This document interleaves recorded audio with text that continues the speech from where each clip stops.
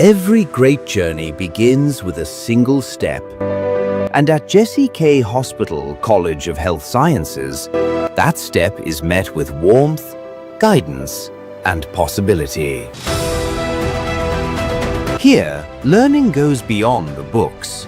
It is where future healthcare heroes are nurtured by passionate instructors who believe in their potential. From theory to practice, our healthcare assistant students gain real-world skills in real healthcare settings, preparing them to serve, support, and make a difference from day one. Because at Jesse K. Hospital College of Health Sciences, we don't just teach healthcare, we empower excellence. Admissions are now open for our January and February intakes. Step into your future today. Find us at Blessed House, 5th floor, opposite Garden City Mall.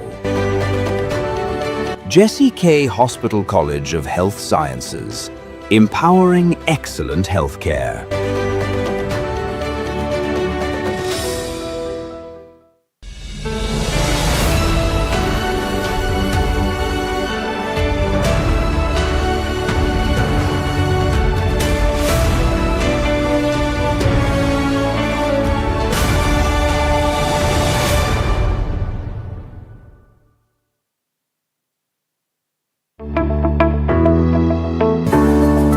At Jesse K. Hospital, we understand that a child's smile is priceless.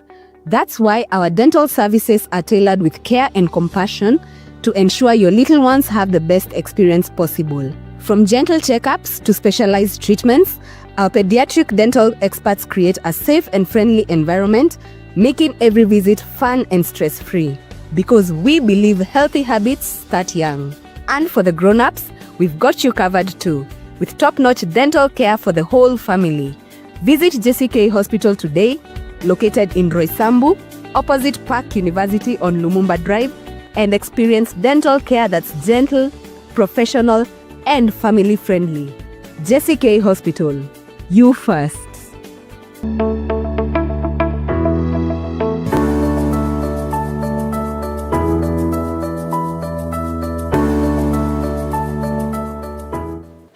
A very good morning to you, our viewer. Welcome to the Healthy You program powered by Faith Today TV. And today we are here for yet another moment. I'm just reminding you, we are always here moving conversations and inspirational moments of your health for the body, for the mind, and for the soul. So today we are taking it a little bit higher. Last time we were covering the health for the body. Today we are covering health for the mind. One of the most essential bit or part of the body God gave man was the mind. How should he be taking care of that? What should he be doing? And I'm just reminding, this program is sponsored by Jesse K. Hospital. They have a branch in Roysambu. They have a branch in Mariaine, Muranga. They have a branch in Juja Farm. And if you can just peep in one of the centers, I'm sure you're going to benefit from a lot of services. We've been sharing this very many times, and today, this is the moment. Students have left for the holidays. They're at home. Parents don't know what to do with them. You know, they spend most of the time in class, they spend most of the time in school, and the better part of their life they spent with the teacher. But right now, the gears have shifted. They are with the parent. And we're going to be asking ourselves, how can you also get to take care of their mental wellness now that they're with you? There's a lot of exposure to social media. The students, pupils, students will be spending a lot of time on TikTok, others on Facebook, others on YouTube. How does that contribute to their mental wellness? And what happens when students come home for long holidays? Now it's going to be a long holiday, I think. From the last bit of July to the last bit of August, it's a long time. And that can also contribute to the breakdown of a student, and their grades begin to go down, their welfare begin to go down. But today, to help you manage this situation during this particular holiday is Daktari Bwana Eliud Opio, the Chief Operating Officer from Psych Center. We're going to be hearing from him in a minute.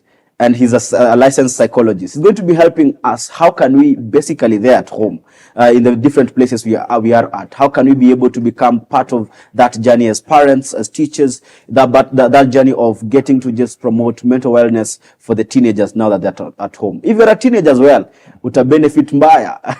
Utasaidika pia, usikuwe worried, wewe jiseti pale, uanze kusikiza. So thank you so much. Karibu sana daktari. Asante sana. Good to have you. Good to have you. Welcome to the show. Asante sana. Yeah. How is your morning? My morning is well, quite chilly. The day is very, Nairobi kumekuwa na baridi mingi sana.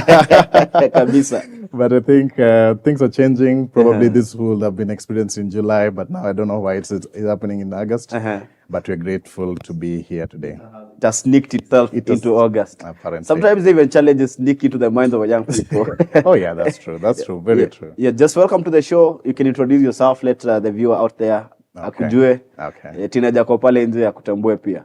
Very important. So my name is Elido Pio. I'm a licensed psychologist, just like he mentioned. I currently work at the Psych Center. We are located at the Hurlingham. So we major on sensitization, mental health awareness talks, mental health awareness forums, and also therapy. So in case you have a loved one who appears to be going some kind of mental issues or any need that they may need to have pertaining mostly under the mental health sector, you might feel free to contact us. Check out on our pages at the psychcenter.co.ke on our website, as also on the Psych Center on our social pages and _ the Psych Center at our Instagram page. So I think basically that's it. Yeah. Karibu sana. So to you, our viewer, yes, we have Bwana Eliud here today, and he's going to be helping us understand how do you navigate mental health during this holiday. The challenges that come with the young person being at home. You know, they have a lot of time on their plate. They have a lot of free time. They have a lot of space. And sometimes the parents who are working, they don't know what to do with that.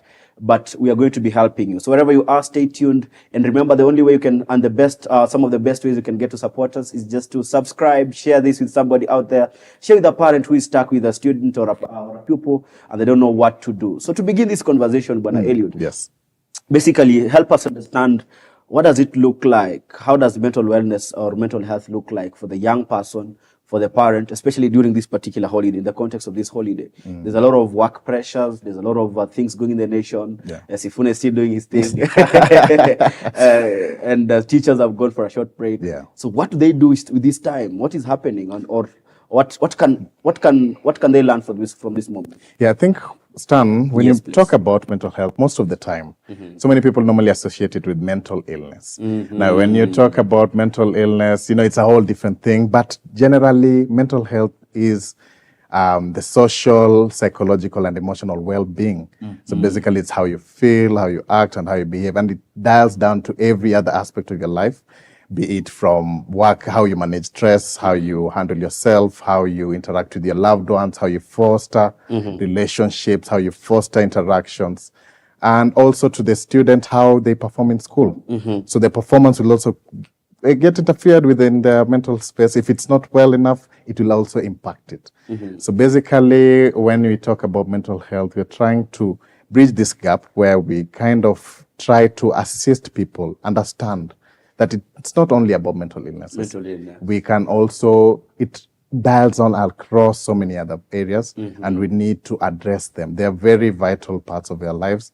And now that you've mentioned that the students are on their break and they're going through this long holiday break in between the year, I think it's equally important, you know, to have this discussion, to see ways in which they can cope during this time with their day-to-day. And, you know, it's a hit or miss period.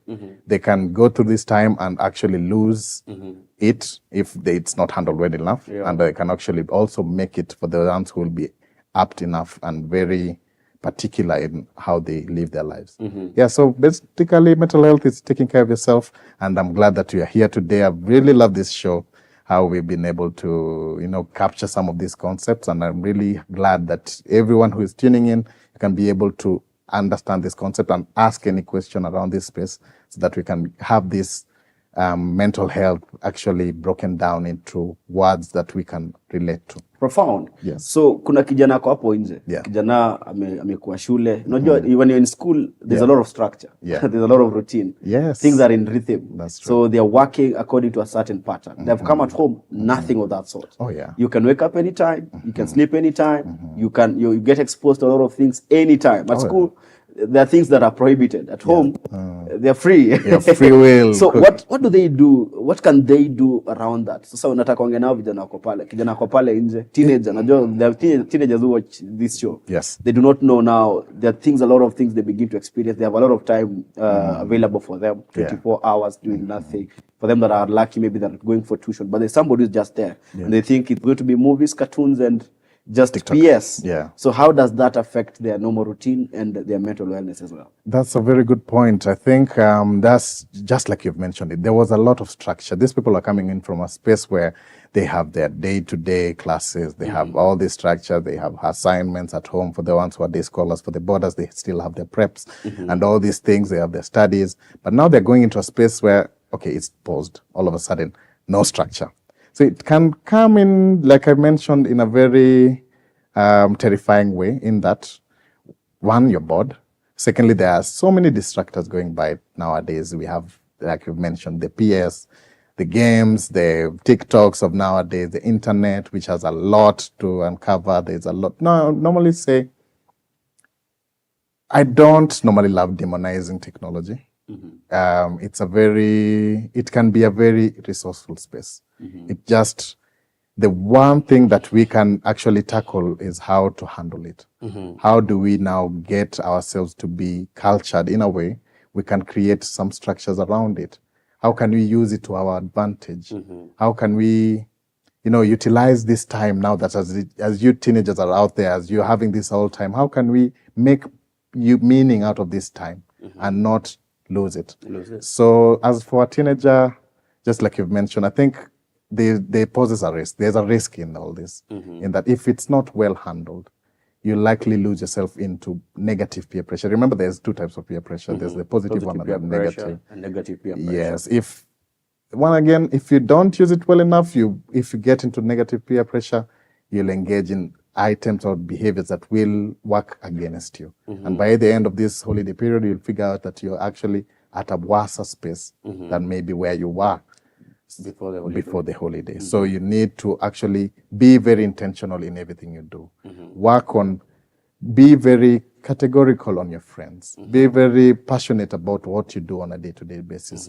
Create some semblance of structure. And for a child, it might be a bit difficult to ask all these things for them to do. Remember, they're still developing, they're still growing. They're still, like if you allow me to mention, there's the concept. There are two very important concepts that normally happen, especially in the development of a child. One is the biological concept. Once they grow, there are two areas that are very particularly significant in defining how the behaviors normally arise in these children. One of it is the limbic system. The limbic system normally carries the amygdala, hippocampus, and hypothalamus. This area is it's like the drive. It has the emotional reactivity. It has the reaction, your impulsivity. You are ready to engage in certain structures, certain things that will drive you, that feeling of, dominance. You want to get into spaces where they'll derive your dopamine to really work fast. So that area develops early for young men and young girls, of course, and it will make them now have these aspects earlier on. Then there's this other part, the other segment, which is called the prefrontal cortex. For that, we normally call it the CEO of the brain. Just like the CEO, he'll be the one to maybe assess, is this move going to give me profits or is this move going to give me losses? It's going to assess also that part now, every item that you're going to do. So it's kind of a segment that regulates how you now act. It regulates how you behave. It regulates what impulses do I need to react into? Should I take this step back? Should I actually do this kind of behavior? So you see, that one develops later on in life, comes in around maybe mid-20s. So there's this gap. Hence why you'll find most teenagers around this period, they'll not be able to make their own judgments well enough. Not all, of course, but most of them. You see, if this gap is there, we cannot really give it to the teenagers and to the young ones to make credible structures just by themselves. We, and as the adults and most of the parents out there, need to be intentional in also assisting these teenagers to create these structures. Because of why? If we allow them just to do it by themselves, they'll be very impulsive, maybe in their judgment. They'll take that extra step. They'll be very, purpose to something that stimulates the dopamine. And if by bad luck, they engage in, let's say, substance use, it will now be a downhill. These things will stimulate the dopamine. It will make them feel happy. They're looking for that next thing that will make them feel happy. So you lose them from there. I know, yes, there's this famous trust you me, once they get into that substance, it's a bit of a long struggle to get them out of it. So you have to reduce the triggers, Yes. predispositions, so that Yes. they don't get into it. Yes. So once they get into it, it's more disastrous because now they'll use any means possible. They don't have anything that tells them, okay, you need to stop. It's like a car that has an accelerator with no brakes. Yeah. You see yes, interesting. the prefrontal cortex is the brakes, and the limbic system is the accelerator. So it's like that's you're another- moving and there's nothing that's telling you, okay, stop. chill, stop. Yeah. Easy enough. Yeah, That's profound. So it's like a car with an accelerator with no brake. with no brakes. So you're just moving. You're just moving. And once and there's no place of braking. Imagine. The other segment is the developmental stage that was really well put out by Erik Erikson, one of the founders of psychology, of course. He mentioned this age, especially in late adolescence and maybe young adulthood, there's this aspect of identity versus role confusion. So identity versus role confusion. Yes. Wow. So during this phase, teenagers and young adults will be asking themselves questions like, who am I? Where do I belong? What do I believe in? Where am I normal? You see, now if these questions will make them try to behave and to explore different things, they'll always be looking out for the next. Okay, they'll be a bit defiant, especially to their parents. They'll be a bit defiant to some few norms here and there. They'll try out new things. So as a parent, you'll ask yourself, okay, what's going on here? You're wondering, this child was just okay. Everything was well. All of a sudden, there's this flip. They're now behaving in very erotic ways. They're very moody. There's shifts in their mood. There's shifts in their actions. They are now they segregate themselves, kidogo, they alienate themselves from their parents. They are defiant in a way, not all of them, of course, but there's that semblance of that. So I think it's upon us to really identify and to embrace this. We don't need to push them further. I know most parents will be like, oh, sasa wewe umeanza tabia zenye sielewi, wewe utafunzwa na ulimwengu. But in real sense, that's the time now to step in. Wow. Create a more accommodating structure. Wow. Try to follow up. You don't have to be harsh in it. Wow. Just need to accommodate them from where they're coming from.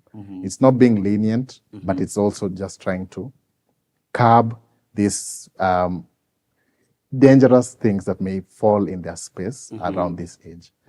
Yes. Powerful. There's a quote I love a lot from Frederick Douglass. Yes. It says that it's easier to fix a broken boy than it is to fix a broken man. Yeah. So in the life of a teenager, parents play a very important role. Oh, yes. So when things are going amiss, that's when you begin to see some funny behaviors. Yes. You begin to see some resistance. You begin to see some kind of projections. That's not the moment to run away. I begin to tell you now you have turned into a bad boy. Yes. He's just trying to figure himself. You Yes. said identity versus role confusion. Exactly. He's trying to discover who am I really? Who am I really? Why do people laugh? Why do people smile when I'm speaking? Yeah. What makes me me? Why is my voice breaking? Oh, yes. Why are these things happening to me?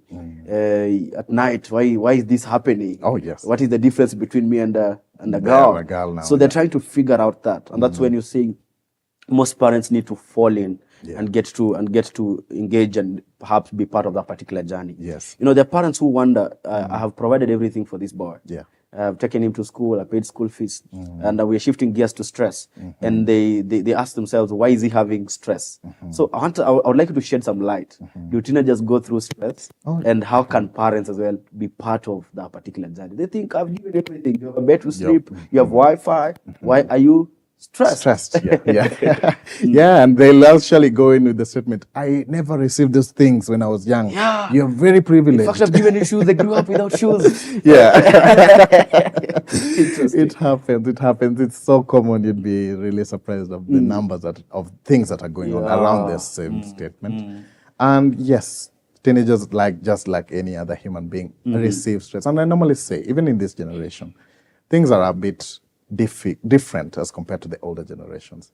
Right now, the technological advancement that you mentioned have really put a very tight, the teenagers in a very tight spot in that they'll be able to, in the role and when they are trying to identify themselves, they really try to put a lot of comparisons with what they see. And now when you go into the media spaces, sometimes what you see is not what's actually really there. And when they place themselves and they look at these other things that they're seeing, it brings a lot of stress in between. They're looking at, why is my body looking like this? Why am I this? What's going on? Why am I not as eloquent as this person? Why am I not as good as this person? Why am I not? Yes. Why am I not looking as this and this and this and this? And it really brings them a lot of stress. Maybe back then they never used to be that, but now you see they're going through that. So stress as of now has really risen. And I'm going to share you one statistic actually. As of today, if you allow me to share, suicide remains among the leading causes of death for older adolescents and young adolescents globally. Leading causes of death. Suicide. And it's young adolescents and young adults. Yes. Young teenagers. Yes.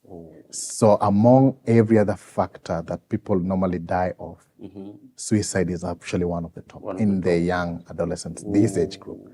That's a very worrying statement. Statistic, yeah, it means that these people are actually going through more than just we can see. And maybe through our interactions and cutting them off and trying not to side with them and not listening to them, we tend a chance of them developing these issues that they're going through to develop into now worse conditions such as depression and all the likes, which now, if not managed, will evoke some sense of suicidal ideation and therefore lead to death by suicide, which is very common nowadays. You have seen over the past few months in Kenya, so much has been happening. We ask ourselves normally, what's going on? But in real sense, there's some few conversations that have not been done. And it needs to start from home. Yes, sometimes, of course, with the economy, with everything that is going on, our parents may not be able to, allocate good times into maybe dealing with the emotional struggles that our children are going through. But I believe to say this is the perfect time when they're at home. This is the time now to have these discussions. Have now this follow up with the child. It's not always, how are you doing today? It can be something like, what made you smile today? Yes, what made you frustrated? What frustrated you today? Having those discussions. And I know, yes, in the African context, it's a bit, it's not as easy as I'm saying it, but still, we need to break this cycle. It doesn't have to always follow the same trajectory as we have been doing. Yes. Profound. The parents who think now that I work because of you, my baby. Yes. And they forget that I need more than just you providing my basic needs. Yeah. That's a default that maybe as by virtue of me being alive, I could be able to get. Yeah. And they get to forget that they replace availability, presence with provision and things. Yes. They don't find time to get even check up. And I don't know if you believe in this assumption that African parents are not emotional. There are very few of them. You would find them talking about these things. How are you feeling, really? How is your day? How is your day? Yeah. Are you when you feel bad, instead of projecting anger against you, they come and ask you, why are you feeling the way you're feeling? They always know that if it's war, it's war. So if you're projecting something, tandika kijana, atakuwa sawa. Hii ni discipline issue. Yes. When it's just a mental wellness issue, maybe we can expose to them what are some of the common mental challenges they're going to see during this holiday. They're them that do not know. They have not put language to it. Yeah. Brina Brown says that if you can express it in a language you can understand, then you can automatically define the emotion. Oh, yeah. So they are them that know boredom. When you boredom, patie TV, maybe it's something that is predisposed to something else. Or this guy is always closing himself in the room. He's an introvert. Whereas it's not that he's an introvert, just going through a hard moment. Yeah. Even these suicide cases, Yes. always coming because you thought this guy was an introvert. Oh, yeah. He doesn't want people. That is how he is. When it was something he was going through. Yeah. Somebody you think is secluding himself will be suffering loneliness or depression. What is going on, or what are some of the challenges they're going to see during this holiday? In this holiday period. And I'm glad you've mentioned something. You've asked us a question. Are African parents not emotional enough? I mean, I beg to differ. I think people are emotional. We just don't know how to express our emotions. Yes, we don't So know they've how suppressed them. Yes. And I was actually chatting with one of my colleagues recently, and they were like, we have a really growing amount of people who are in the avoidance attachment type, where people are not able to express themselves. People are not able to talk about such difficult conversations. Okay, they call them difficult conversations, but because they were not common for us. They were not maybe there in the past. Mental health is a field that is really growing over the recent past, but maybe if you look at it 10 years back, it wasn't as profound as it is today. Yeah, today I think we have made some significant strides, but we're not there yet. We still have a long way to go. And I'm really happy for this show. Having these conversations will really help us to embrace and empower these people to actually have these discussions. Walking to therapy should be a normal thing. Yeah. But people make it sound like you're actually now in the worst place. You see, just like you'd go for, let's say, a medical checkup at a hospital today, let me just do a checkup. That should be the case also to your mental spaces. Yeah. You need to just feel free to walk in a mental facility and just see what's going on in there. Just have a conversation, try therapy, try these things, have these conversations. They'll really empower people to work on themselves and to also embrace this emotional side that we feel like it's lacking. People are not, yes. Wow. You would see most people go to church every Sunday or many times. So their spiritual health is taken care of. Yes. Most people go to a hospital when they're feeling unwell. So their physical health is taken care of. Yeah. But rarely do people go, do people visit a psychologist, go to a psych center just to check their mental wellness. And that is where mostly where the problem is. The standard of a man is the mind. If your mind is not healthy, everything else is non-existent. None. You might be spiritually alert, you might be physically fit, but if your mental health is in shambles, nothing is going to amount to anything. So maybe you can just, in a minute, emphasize the importance of this to a parent, to a young teenager, to a teacher. These are the three parties involved in this particular case. There are teachers who see a lot of traumatizing issues, parents who see hard issues, and they do not know where and what to do. Yes. Now, I think, like we've mentioned, I think now, even in this discussion, you can tell that mental health is really broad. Yes. It's not just tied into them illnesses. It falls under all these other segments, how you behave, how you interact with your peers, how you interact with your loved ones, how you manage stress, how you handle yourself, how you live your day to day, how you feel, how you think, how you behave. So, given that, I think it's a high time to really focus on dealing with our mental health. We really need to give it a priority. And it's not a question of, I'll do it when something arises. It's on a constant basis. Given the events alone that have happened, I won't maybe mention them, in the past, let's say 6 months in this country, I don't think we can go back in those pages and just look and tell ourselves, everything has been okay. There's been a lot. A lot has been. And every day it's like there's a new story and a new story. I don't know even what's going on, but it's happening. It's out there. You're right. So people need to embrace this culture. And I'm glad that you've mentioned even the churches and the hospital. I'm calling unto them. Because when people go for the spiritual healing in churches, I think if we can adopt this culture of working on our mental health, even in the churches, it's a beacon. that people will see, okay, this is actually happening. Why don't we embrace this?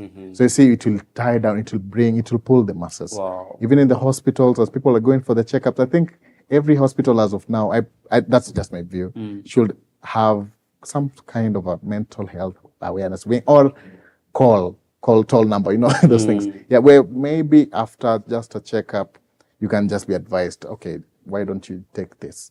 Try this. Why won't you not check on this? Wow. Because it's significantly important in your life. Wow.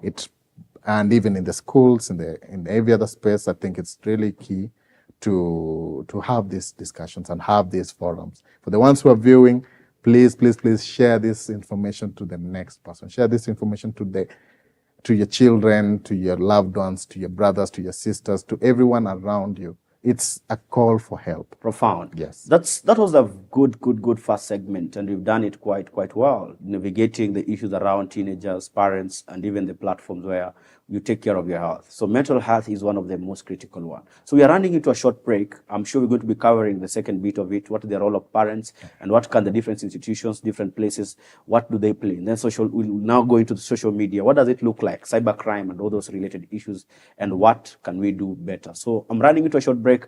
I'll see you after the break. Remember to share in your questions. Remember to share in your comments. Any challenges you've gone through that you'd like us to cover and take care of, I will be waiting. See you after the short break.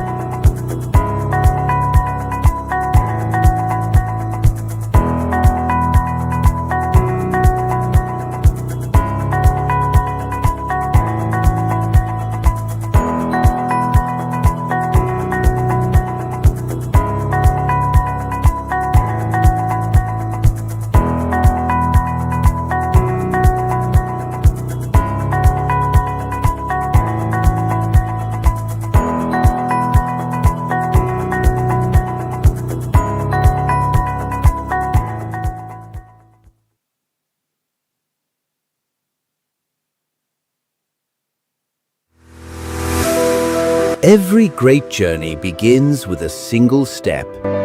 And at Jesse K. Hospital College of Health Sciences, that step is met with warmth, guidance, and possibility. Here, learning goes beyond the books. It is where future healthcare heroes are nurtured by passionate instructors who believe in their potential.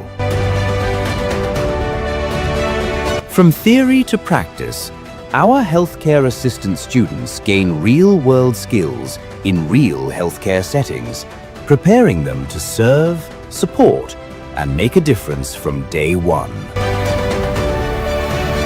Because at Jesse K. Hospital College of Health Sciences, we don't just teach healthcare, we empower excellence. Admissions are now open for our January and February intakes. Step into your future today. Find us at Blessed House, 5th floor, opposite Garden City Mall. Jesse K. Hospital College of Health Sciences, empowering excellent healthcare.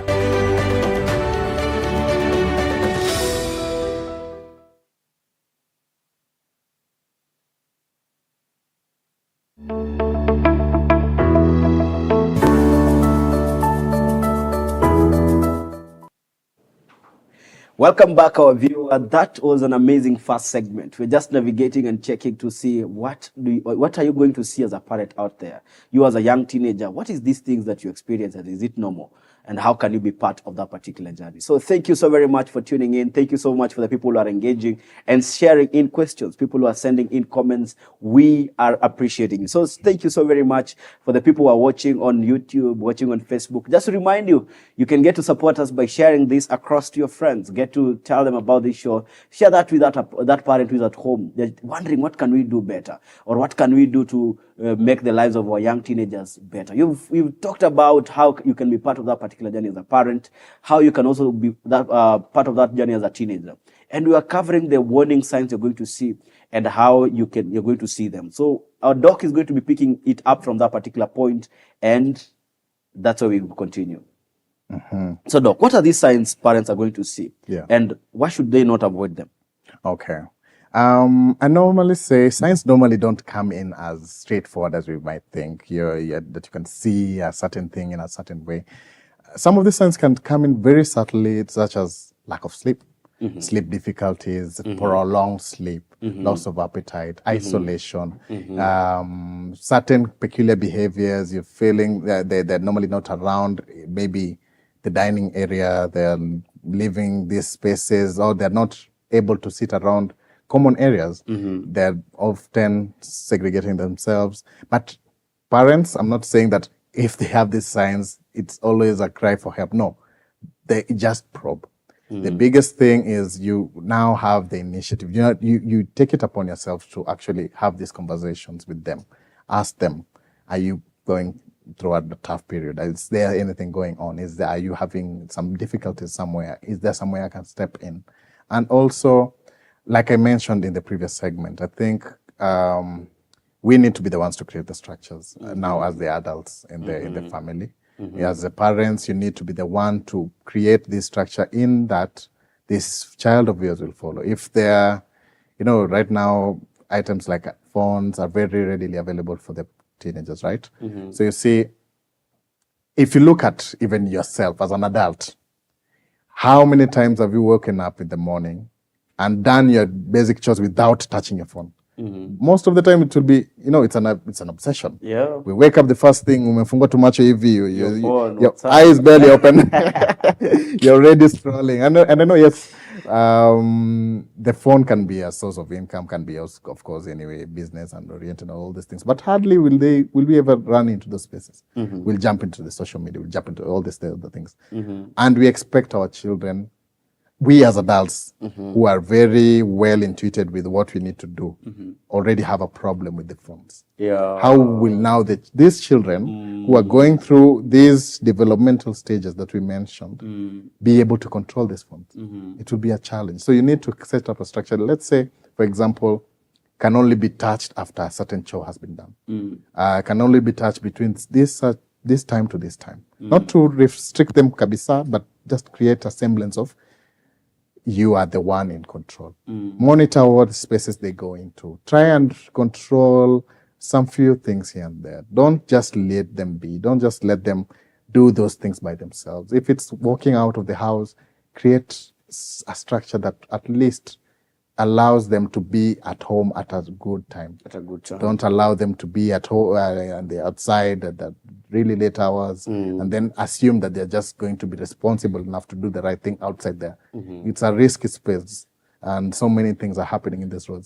Wow. Yeah, so we need to really be watchful of them, but also watch around for the few peculiar things that we've mentioned here. Isolation, a reduction in how they normally speak, slurrishness in their speech, some elements of,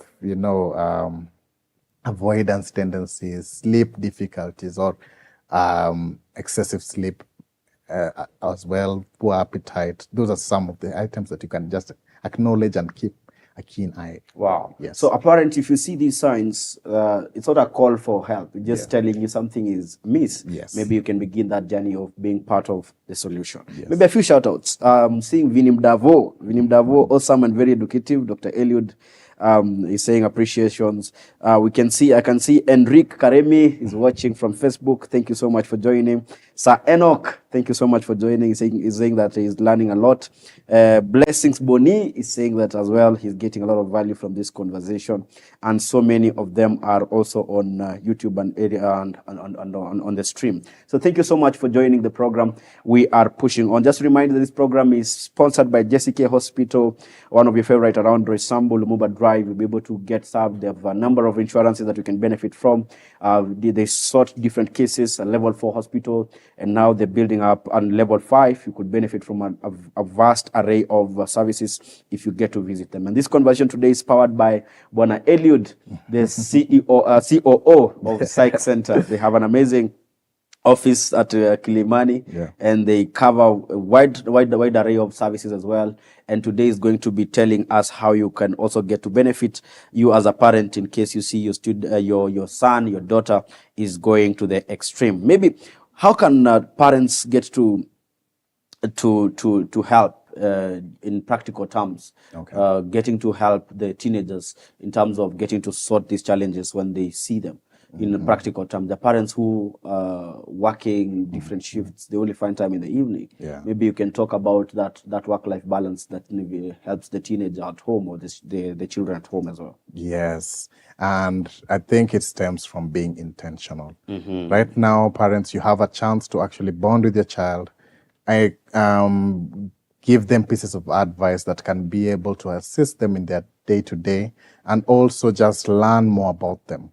I know, yes, some of them will really pull that strain and push that boundary between them and the parents. They really don't want to talk about it and have this discussion. And it will come off a bit weird for some of these teenagers, but you still need just to insist. Be there, and intentionality has to be there. Now, there are some few things that I think might be played also in the into practicability. And now that you've mentioned that some of these parents maybe have long shifts at work, they have a lot in their plate, they have so many things to work around. So even if they get home, they still have to, manage and do all these other things. But I think all these things that you're doing, most of them are geared towards giving your family a steady home. So it won't make sense if you're doing all these things, yet for those people who you're doing them for, you're not particular or really putting emphasis on them. So just like you mentioned, work-life balance comes into play. You need now to create time. Separate your job life and your life now by its side. Create structures that at least even if, and it can come off as something very small, such as eating together. Creating a meal time, especially for everybody in the family at certain times, let's say if it's dinner, where everybody sits at a common area and you get to enjoy a meal together. That's a working structure. And it really helps you bond with your people, because studies have shown these practices such as those really enable people to be more vocal, interact, connect, talk about their issues. It might be just a small plate of whatever you're eating, but it's more than just that plate. There's you're observing behavior, you're talking, you're conversing, you're having one or two interactions, you're checking on each other, and it will also help you as a parent to be to feel alive, to feel like you're part of the family. You're not just restricted to the work environment. Other things that I think these people can do is to be more emotionally available. I think I mentioned that. Not just asking how have you been every day. You can shift it to what good thing has excited you today. What has made you feel frustrated today. Spike those in your conversations. If you're already having those conversations, try. Kudos for you. It works. If you're not, try embody that in one of your children here and there. It doesn't always have to give you a positive answer or the answer that you're looking for, but it creates a sense of security even for the child. They feel, okay, kumbe he sees me, kumbe she sees me, kumbe we're in this together. Mom noticed this detail. Yes. The dad knew about this. I didn't know he knew. Exactly. And they become more open even to more conversations in future. So it doesn't have to reap its fruits today, but it will be a very good space for these children to also know that whenever they may be faced with some few frustrating things on that day, they'll now be able to share it with somebody, even if it's not you. Second thing, like we mentioned, creation of routines. I think it's very helpful. Our young children need routines. Wake up, do your chores, have your breakfast, read, create time for your schoolwork, and then after that, you can now play with the phone or entertainment. Give it a specific time. Follow up. Umeshapatia routine, now follow up. If you're at work, call back home, ask, have you done this? What are you doing? What is going on? If you have somebody around, follow up with them. Has he done this? Has she done this? Creation of such routines will help the child. Remember, we are trying to help this child not to, we're not that we're not trusting this child to create their own routines, but at this developmental stage, they're not the best to do that structure by themselves. Yes. So they need that parental shadowing. They need that help from these experts in that field. They need somebody who is well-oriented in judgment so that they can get these structures by themselves. So creation of that, even for you as a parent, I know, yes, they're on the holiday, try to create them. It will help. These are some of the practical things I think that can be tied down. And when you notice there's something off, don't be ashamed for looking for help. Most of our parents will be somehow ashamed. I don't know why, but I don't know why it normally happens. Maybe the fear of feeling that you lost it as a parent, but you're actually taking good care of your child if you take them to a professional for professional help. So consult the professionals. Come to us. Come to the medics. Come to the hospitals. Talk about this. I've been noticing some few behavior changes. Don't be afraid. And I know you might be wondering, where do I take this information to? Come to us. Visit us at the hospital. Call us. We have our numbers on the pages, on the social media pages, on our website. Call us. We do remote. We do teletherapy. We do physical therapy. We recently just started doing home visits where we come to your home and also do the therapy from the comfort of your home. So feel free to call us, refer, and find meaning through this. It's a short period of time, but it can be a hit or a miss. Wow. We don't want it to be a miss. Profound. Yes. That was deep. Parental shadowing. Yes. I think that's something I captured, and that I think most parents miss that with parental controlling. Oh yeah. Where they just everything you do, puppet. It's simply getting to tell you can do what you do, but Yes. I'm at your back, getting to observe you. Yes. Not don't do this and get out of here. There are yes. parents who are quite controlling and they don't hear that conversation. Oh yeah. And it's different from parental shadowing. Thank you for mentioning that. I see that there are a number of questions coming in. We can cover a few as time allows us. Gerald is asking, hello, good morning. Is it normal for children to lock themselves in their room the whole day? I mean, that question is very straightforward. I don't think it's a very normal thing, especially for a child. At that age, you can expect a child to be out there doing some few things. So it's a behavior that can be grown anyway, especially when they are having some kind of self-esteem issues or even any other thing. So we need to help them grow out of this. So nurture other activities that allow them to be outside the rooms. Give them chores, one or two.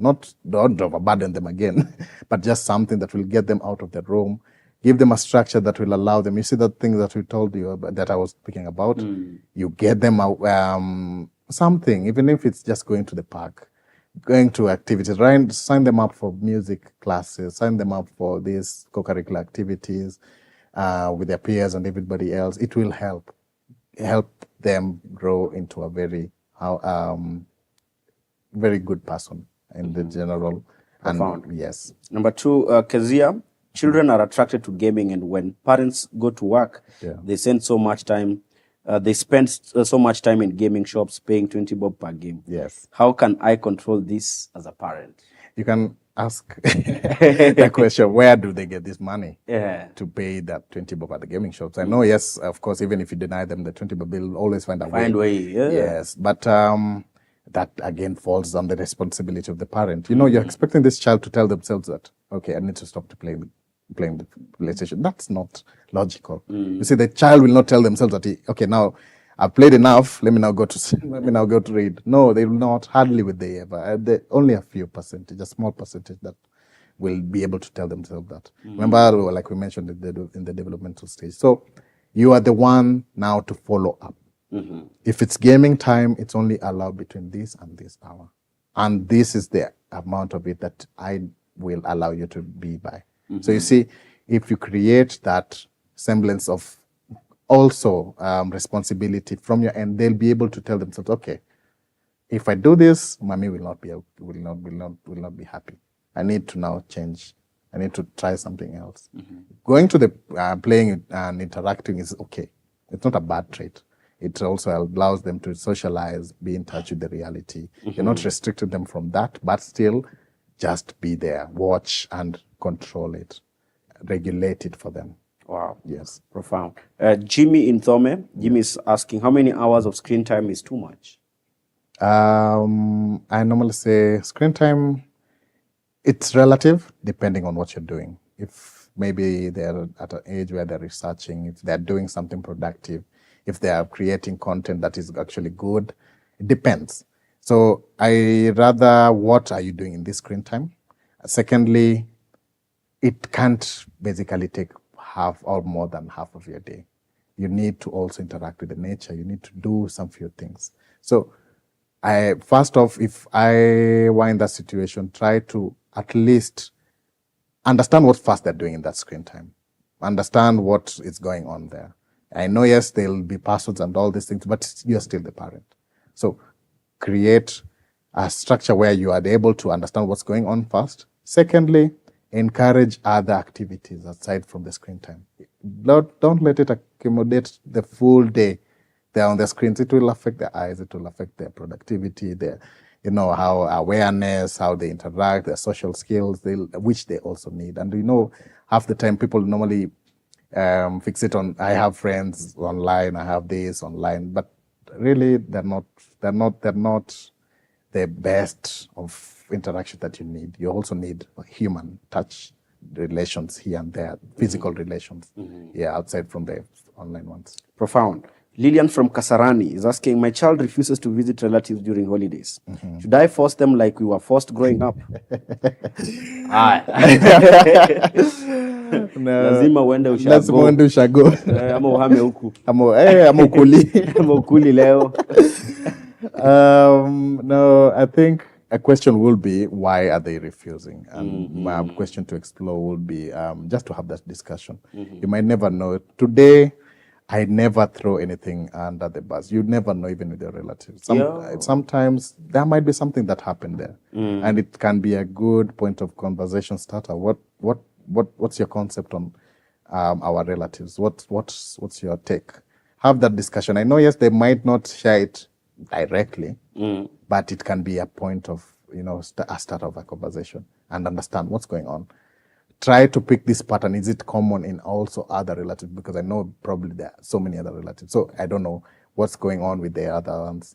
Why is there a difference between Akina Nani and Akina Nani? What draws the difference? And try to read in between the lines.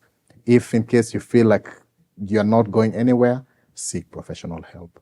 You'll be able to now understand it better. They don't have to, of course. They don't have to be forced. But try to first side with your own child. Yes. Wow, that is profound. We've covered most of the questions. The others, I'm sure, they've been able to learn from the session we've been having. Maybe how can parents perhaps help these young people to create practical digital boundaries? This guy wants to watch too much. Yes. And he wants to do that on TikTok. He wants to scroll for the girls. Yes. They want to see the newest what do we call them? These Russian boys. Trends. Trends. Yes. Then they also want to see what is going on. They want to do some new dances. The boys are busy on YouTube. They want to watch a particular show. Overly too much. Yes. That is at the expense of the activities they've been given. Yes. How can then also there's a lot of cyberbullying. Yes. That is happening. That's true. And you find some of these girls some of these young people who are closing themselves in rooms. There's even pornography coming up, and these are things that are not monitored with parents. Yes. How can you help them create digital boundaries, especially for the parents, so that they cushion the young ones from these occurrences? Social media pressure. They see, this guy has gotten a vehicle and it's so just my much, yeah, age. yes. Man, what am I doing? Yes. Or my parent has just bought, the parent of my brother just bought him this. My parent has never bought me anything. What is happening? Yeah. So how do parents get to navigate that? I mean, just like you've mentioned, I think part of it is that we are the enablers as the adults in this situation. We are the enablers. They are now the enablers, and they are the ones who need to create this boundary for their own children. Secondly, even in this period now when they are going for their breaks, it's good to encourage a lot of offline activity as well. encourage, incorporate it somewhere in their day-to-day, every day. Hata kama it's a chilly day like today, try to incorporate it somewhere in there where they can now at least have some semblance of offline activities. Yeah. Thirdly, like I mentioned, I don't demonize technology. I mean, it has really helped us in different areas in the medical field. We've been able to acquire new technology to help us treat so many other things and so many other spaces. Actually, recently I had a friend of mine who is in the campus level, and he was like, "There's some mechanical technological advancement. I don't know which one that is coming in apparently in the near future, and he wants to be the one to." Exploit once it gets here. So he's really motivated, doing everything by the way it needs to be done so that they can be able to embrace this new technology. And they're you can tell even from their conversation, they were very excited. But now it bears this other risk.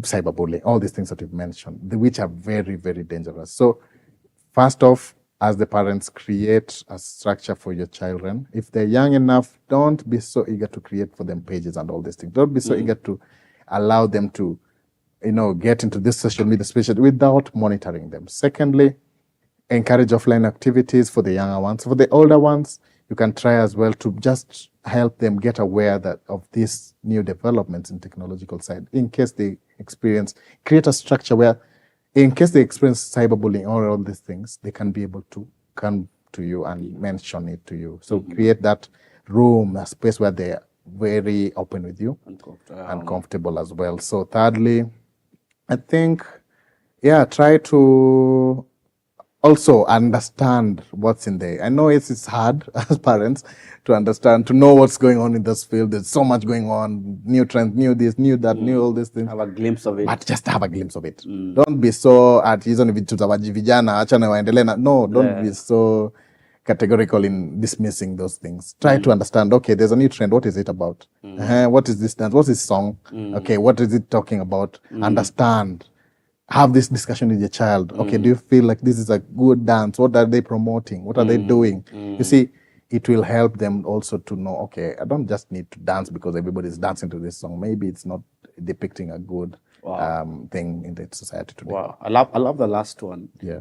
Getting to understand what's going on. It also helps you know how to approach it. Oh, yes. Because when you're coming in a dance, you can do the same dance, then try to explain it. Yes. This is whatever is happening. This is why you should not do it. Yes. They don't want just come and tell them not to do it. They don't know the reason. It's not value based. They don't see the essence. They don't see the originality. So parents who are separated, hata wajui shangenye na come up. Oh, exactly. There's so many things going on. Coming up. Yeah. There's a question here by Kim. Is it okay to keep the children in routine in as much as they still have routines in school? Is that okay for them? Maybe you see there are these parents who you're at home, you're still on tuition. Oh, yeah. And remember they've come for rest. Maybe you can demystify, contrast the structures you're talking about and how they're different from. Maybe in a minute, because I see your time is well spent. Oh, sorry. Okay, so the structure doesn't have to be as neat, tight as the one that they have in school. Of course, they're at home, they need to rest. So this structure can vary depending on the demography that you are in, and also the levels at which this child is in. If they're in maybe approaching their next paper and it's a very, I don't know the structure nowadays, the CBC, I don't know, there's the KCSE and stuff. Yeah, there's a KCSE class now. Yes. There's a CBC national exam. If they are almost approaching anyway these new very important exams, they can always tie the structure towards a more, relaxed, but also emphasize on you need still to touch your books here and there. But if for these other ones, you can also always create a structure that doesn't only fixate them on this one thing. Yeah. Let's say if it's just a TV, you can also do like, you have this screen time, you can have this amount of time, but also remember to touch on these other things. Yeah, so interact, give them a breather. Give them a breather in short. Wow. Yes. There's one asking, for parents separated, I think, co-parenting, how do holidays work best? Oh, that's an area that I think we need a whole segment to discuss about. True. Because it's a very sensitive topic. So many people are unfortunately undergoing separation, and it now dials down to the children. Of course, for these children, they will not be able to maybe exercise the normal things that other children are going through. They'll have different shifts. Today they're in this house, tomorrow they're in this house. But I normally say, as parents, you still need to be intentional. However much they're separated, there's something going on between you two. Remember, this child came in because of you two. So be intentional in your own ways. Follow through everything that they do. Work towards learning them more, creating a sustainable structure. Be intentional, and please sign them up for therapy as well. It's equally as important, because of this separation, it will definitely affect them. So they need this extra support. Profound. Yeah. I think that was an amazing segment. Thank you. We would like for you to give a parting shot and Okay. 3 things like the parents and the young teenagers remember out there. Okay. So thank you for joining us in this show. I normally say it's very important for you to learn more and spread this awareness on mental health matters. It's really important, and I normally say for the young teenagers, one thing I would like to tell you of importance, ni wewe. So really watch out for yourself. Don't be swayed to different things that may not mean value, may not be of value to you. Don't just do something because somebody does it. Try and assess the situation and look at, okay, what am I really getting myself into? And of course, feel free to contact the adults whenever you feel there's a decision that maybe you're being coerced into or you're being subjected doing. For the parents, be intentional in your children. Watch out in every step. This is the time to bond. So create your work-life balance where you're able to also interact with them. Create time for them. Listen to them. Give them a listening. They don't just want to listen to your directives and all this other thing. They also want a listening ear from you. So give them this chance as they're at home. And thank you once again for hosting us. In case of any issue, in case you feel you need any extra support, follow us and contact us through our social media pages at The Psych Center, on Instagram as _ at The Psych Center, and on our numbers 0798 313 913.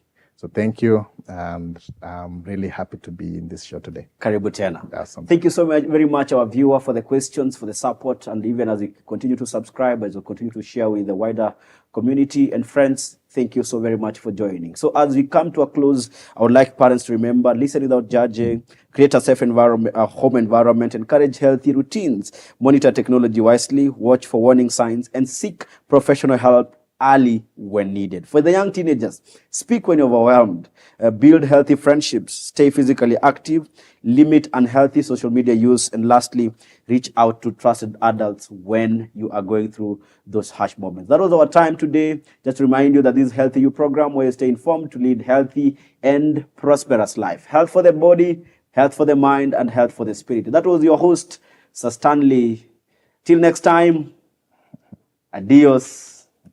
Muchachos. At JCK Hospital, we understand that a child's smile is priceless.